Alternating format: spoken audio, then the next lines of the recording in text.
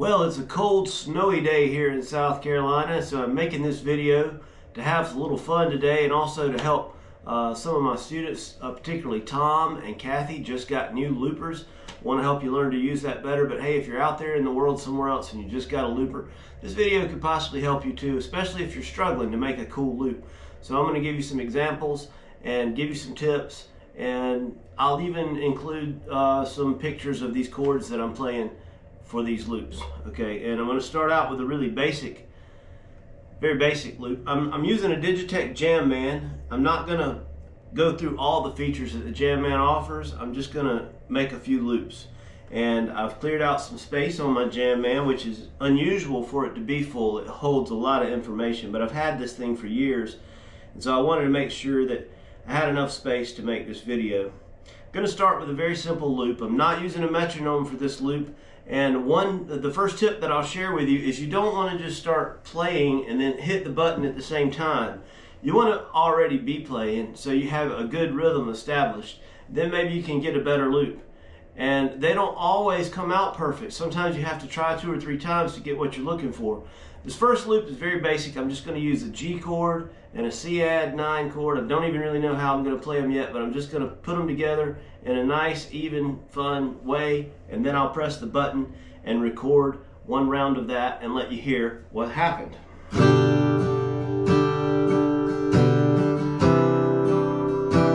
Yeah, it sounds like Every Rose. That's all right.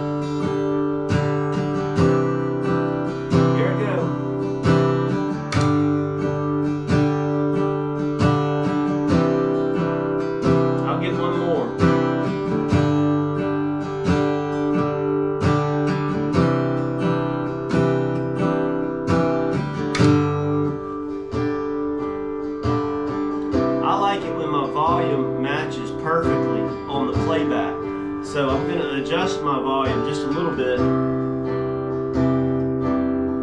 because I want to hear it the same volume when I stop playing.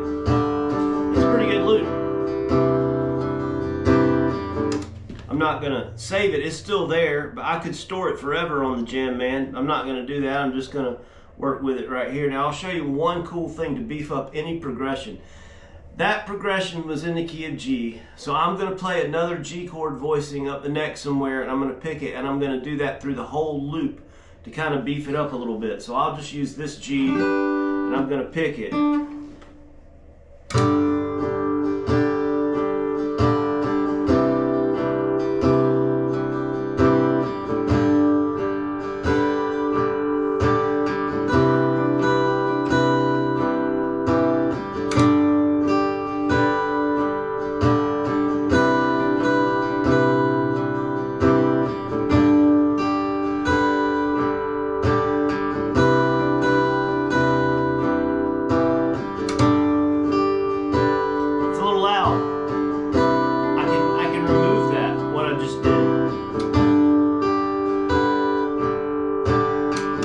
The reason it was a little loud is I turned my volume up just a little bit, and I probably shouldn't have done that. So I'm going to redo that little track.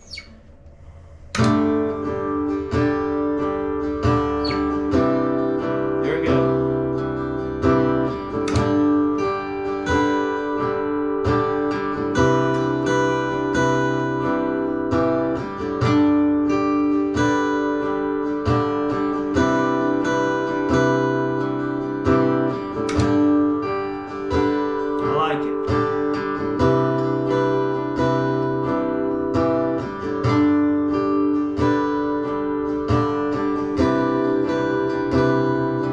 When you're in certain keys, harmonics often work really well, and G is one of those keys. So you got a nice G chord here on the 12th fret, and I could layer that, and that's what I'll do right now.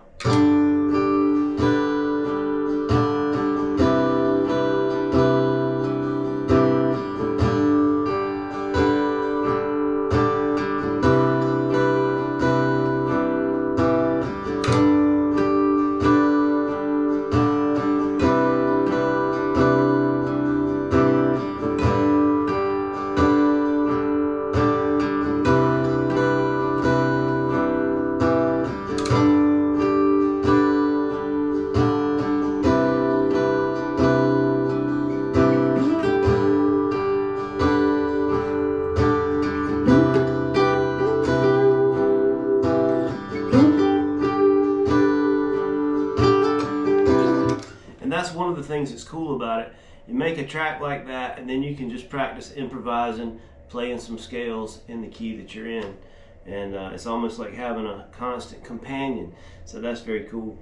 Side note, another thing that I've used my looper for over the years, I do a lot of alternate tunings and original songs and alternate tunings, and I don't always know what chords I'm playing when I'm in a strange tuning.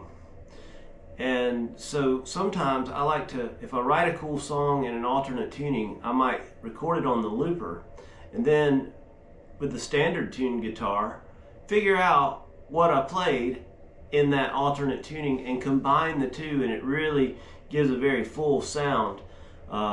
Almost like it's exactly like having two players with guitars that are tuned different, or you know, a player with a capo on one fret and another player with no capo, etc. So that's another cool way to use the looper.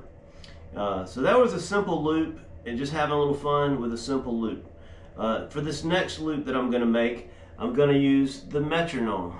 Now, my metronome, the one that I'm going to use right now, is in this mix. It's in the line, and so it's going to record the click of my metronome. But if you wanted to not hear the click of your metronome, you could just use an external metronome beside you to achieve the same effect. It's going to give you a really solid rhythm through the whole thing. So I'm going to delete that loop now by just holding and pressing and holding this delete button.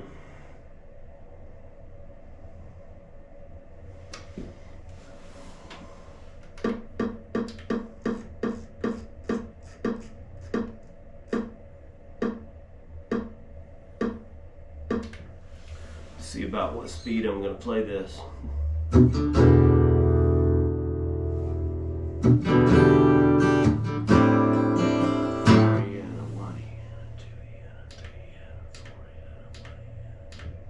I tapped my rhythm in that I wanted. I'm going to start playing and play around with this, and then I'm going to record.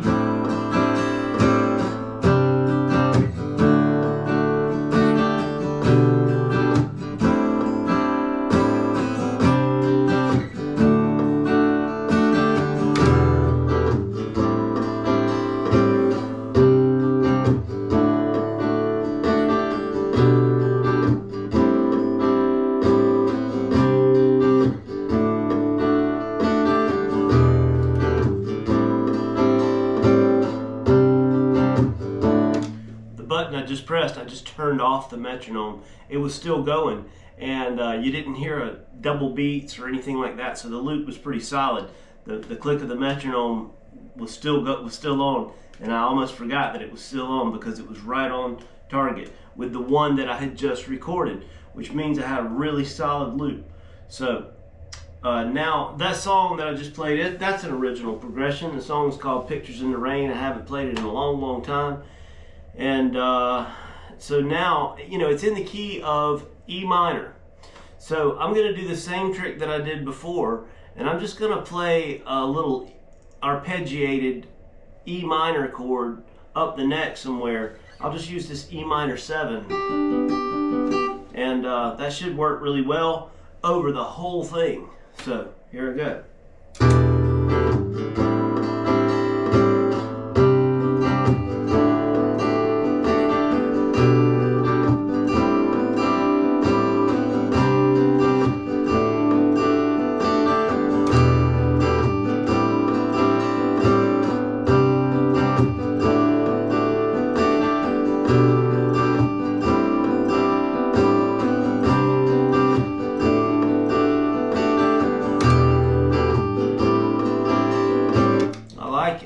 I like it.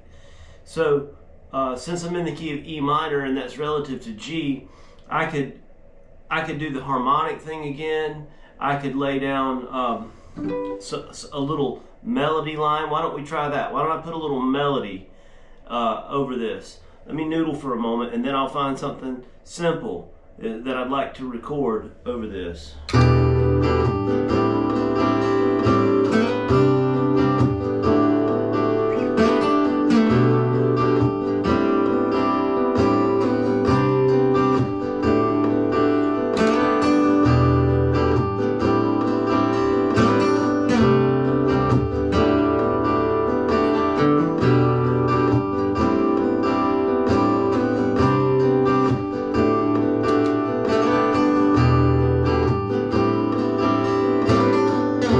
The Jam Man, each track that you record, it records the next track just a little less volume, and so you can adjust your volume accordingly if you would like for one track to be a little hotter than the rest of the mix.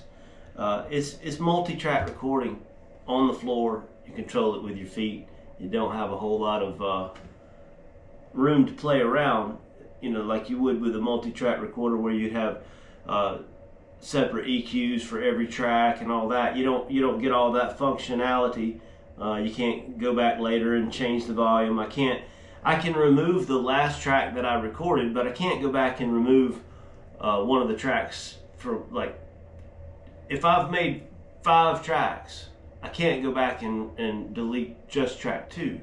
I can only delete the last track I recorded. So if I listen to it and I don't like it, I'll take it out. And I'll do that right now. I'm going to take out the last track I recorded.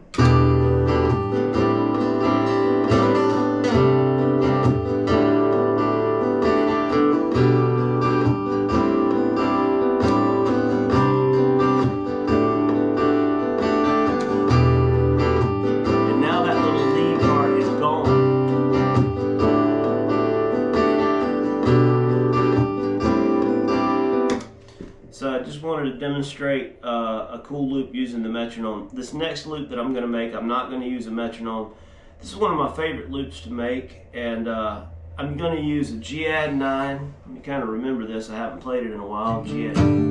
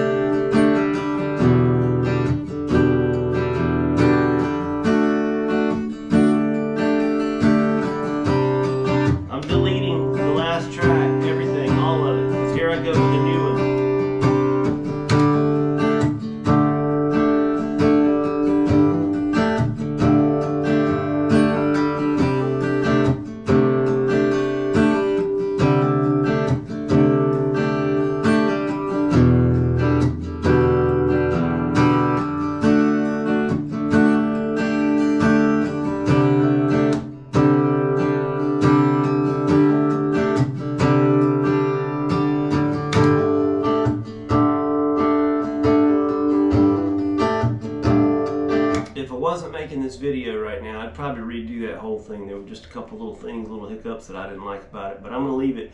And I'm going to show you that even little mistakes, little things can be covered up with your next track. I mean, once you get a couple of tracks going, you won't even hear that little tiny whatever happened. You won't even hear that again once you make a couple of tracks on top of it. So I'm going to start layering right now.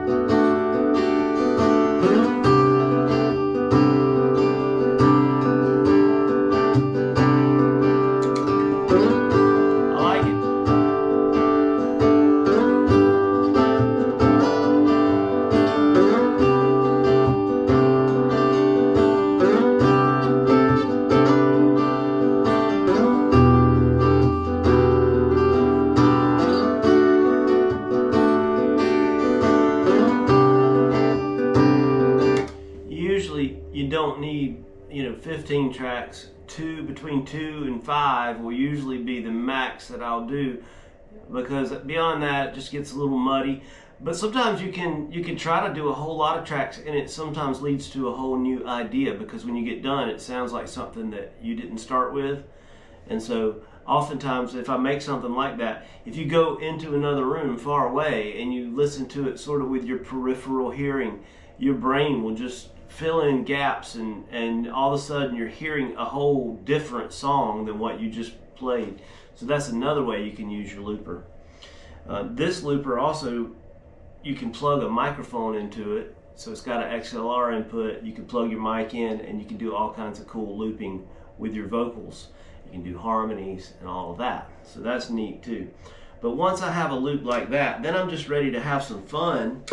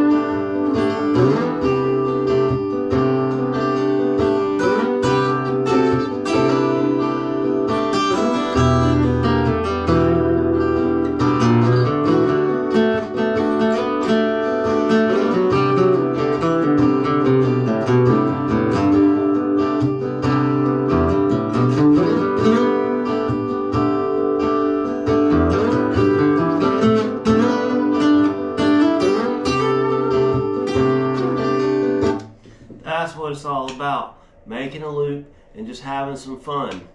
Deleting that last loop, press and hold. Another thing that you can use the Jam Man for, if I'm working on a song and I need to slow it down, I can just press a button and plug my phone in, and basically the button changes the input. So I plug my phone in and I can record the song or a section of the song, and if I store it, then I'm able to slow it down. So that's very helpful for learning licks and learning them right. This next loop that I'm going to make is a 1-chord vamp. I'm going to use a G dominant 7th chord, and I'm going to be moving it just a little bit, like a half step down and a half step up, but the chord that I'm playing is G7 on the 3rd fret. And sometimes I might do a different fingering, but if you learned it like this, that's fine. However you want to play your G7 will work just fine. Alright, I'm going to play a little bit and then press the button.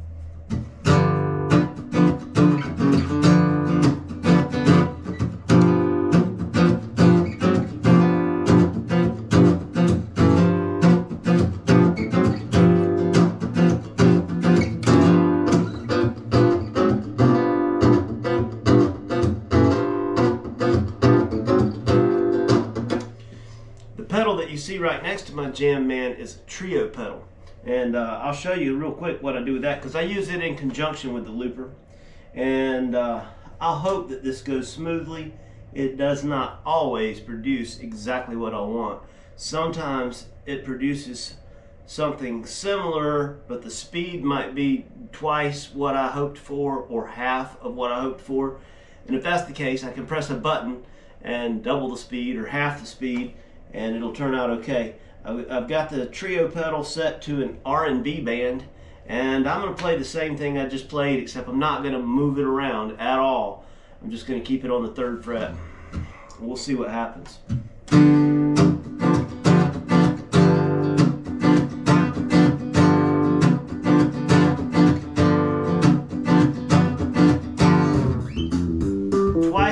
Twice as fast as I wanted. That's what I wanted.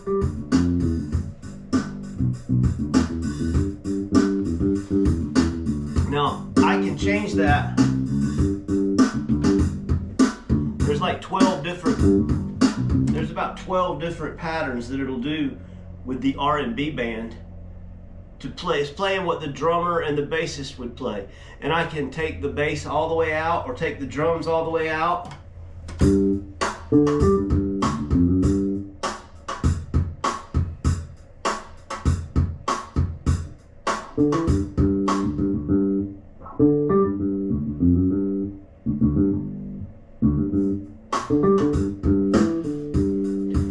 now I'm going to delete my last loop on the Jam Man, and I'm going to play with the band, and I'm going to loop it all.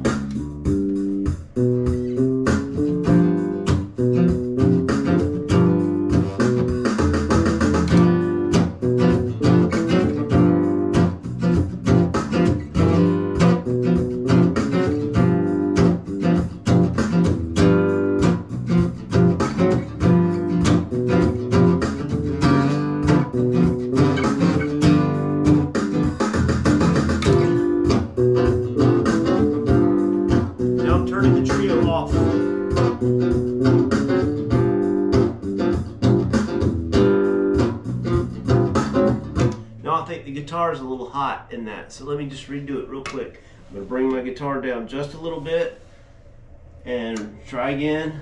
I'm also going to change the pattern of the band.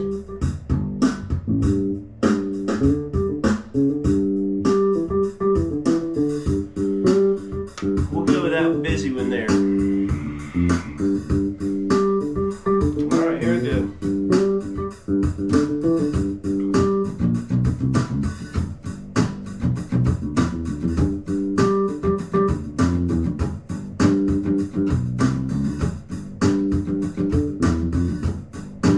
Wait until he kind of gives me a cue in.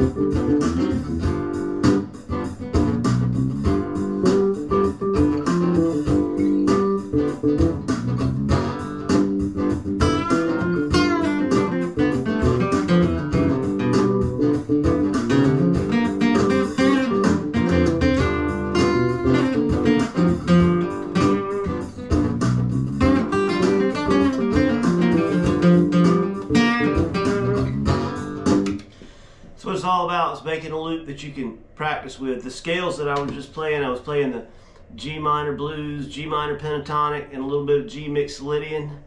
Parent scale of G Mixolydian is C, so you can play C major over that. Relative minor of that's A minor, so any A minor patterns that you know would work well. That's what I was using, and I hope this video will help someone out there make better loops. I think the key takeaways from this video should be that you have to press the button at the right time on beat 1, and you can use your metronome to help you make a real steady loop. You've got to be a good counter. You need to establish how many measures you want to play, and you sort of have to remember how many measures you played, but experimenting with your looper and you'll figure all that out. So thank you for watching. Please subscribe if you're not subscribed. We have lots of music videos here and some other oddball stuff like an occasional fishing video, or I might make a video with the snow in South Carolina because we don't normally get snow in South Carolina, so you might see that pop up, or maybe I'm washing my car. I don't know. Driving videos, motorcycle videos, guitar videos, and whatever else I think is cool. I hope you think it's cool too. We'll see you in the next one though. Thanks.